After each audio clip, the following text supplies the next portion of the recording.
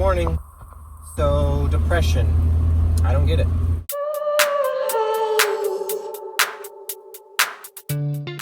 I don't understand depression because I don't have it.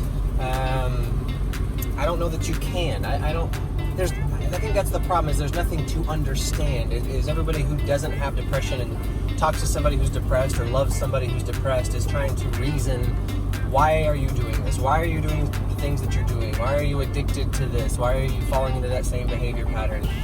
And I think that's my problem. It's not logical. Like, I try to have a logical reason, like, oh, they're doing it because of this and this and this and this and this.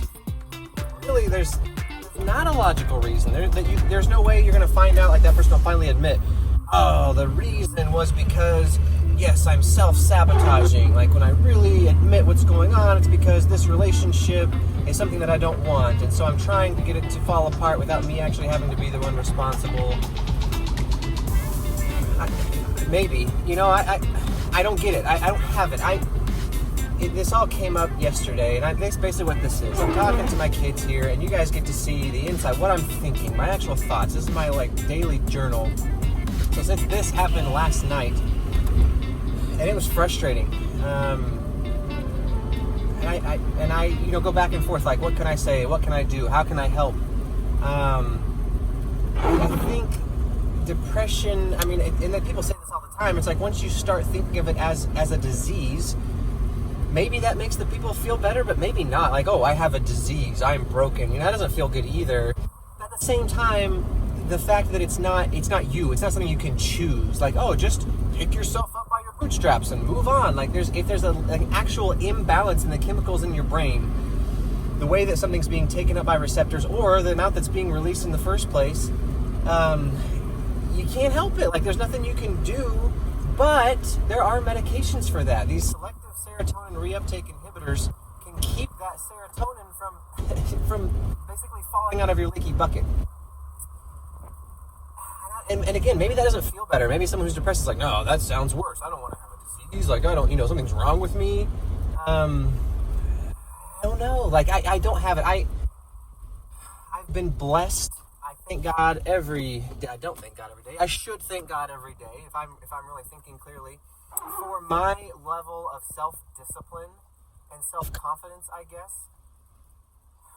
My level of self-discipline is off the charts. And I was talking to somebody yesterday when all this came up, and they're telling me that, like, how can people be so different? How can you have this where if I decide, the example she used was, if you don't want to eat something in particular for a year, you're just not going to eat it. Like, and that's true. I go to work out every day at 5 a.m, and people are like, you're crazy. How can you do that? Like, what do? You do that like 3 days a week or what? Like, how do you get yourself out of bed? And I'm like, it's just not an option. I just tell myself I'm going to do it, so I do it. And I realize that not everybody's like that, and I don't think that everybody can be like that. I think you can work out your self-discipline muscle to an extent, but part of that's genetic. I didn't do anything to make that happen to myself.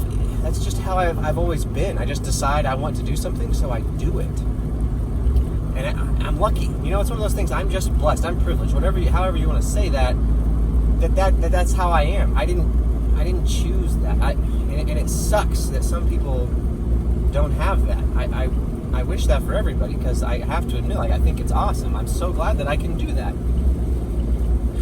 And again, like, I've fallen into that trap of trying to reason through depression. Like, why is this person depressed? Can I help them? Like, how can I help pull them out of this pit or whatever?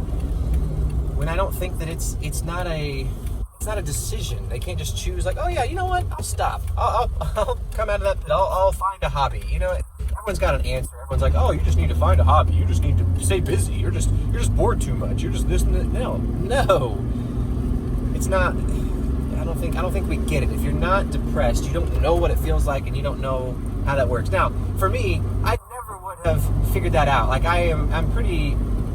Well, I'm not empathetic at all. Like, I have no empathy built into me. I have to really, really try to get into somebody else's shoes and try to think like them and try to see what they're actually feeling. And it's probably impossible for me, but I've come a long way from where I was, because my wife, your mom, is a professional. She's a clinical mental health counselor, and so she's helped me figure that out. Like, learn that not everybody thinks the way I do, and it's not as easy for everybody else. And again, these chemical imbalances in your brain keep you from doing certain things, so it's not as easy as a lot of us think. Like, oh, you just need to pull yourself up and get motivated to do something. You need a better hobby. Like, that's not how it works.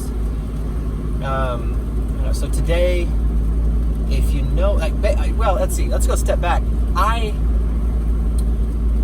There's somebody in my life that is depressed, that struggles with depression and addiction. We've known this for a long time. When that person is doing really well, you don't feel motivated to tell them, or to encourage them to get help, to go, keep taking medication, or to keep going to counseling or whatever. You don't think about it, because they're doing fine. What do you mean? Everything's good. He's over it. When probably not. And that's where I screwed up, is I saw some signs, and like in hindsight, it's easy, like, oh yeah, when he said that, oh man, that was kind of showing. So my thought for you today, what I want you to think about is, if you know somebody who struggles with depression, who has in the past, they're probably still struggling with it, and you need to encourage them, even when you think they're doing just fine. Encourage them, tell them you're thinking about them, ask them if there's anything that you can do. Encourage them to still pursue counseling, even though they're feeling fine, because this person said to us before, that's the problem, is that when I feel good, I don't feel like I need to go to counseling or take medication, but when I feel bad, I'm not motivated to get out of bed to go to counseling or to take my medication or to go get a refill on my prescription. So when they're feeling good, that's almost when they need the most motivation to keep going to counseling and keep pursuing help. Hopefully that's helpful. And it's tough. It's tough, being on this side of it. I can't imagine what it's like being in somebody's brain who just can't do anything about it. Like, they just can't fight off those feelings. That's the thought for the day. Hope you have a great day.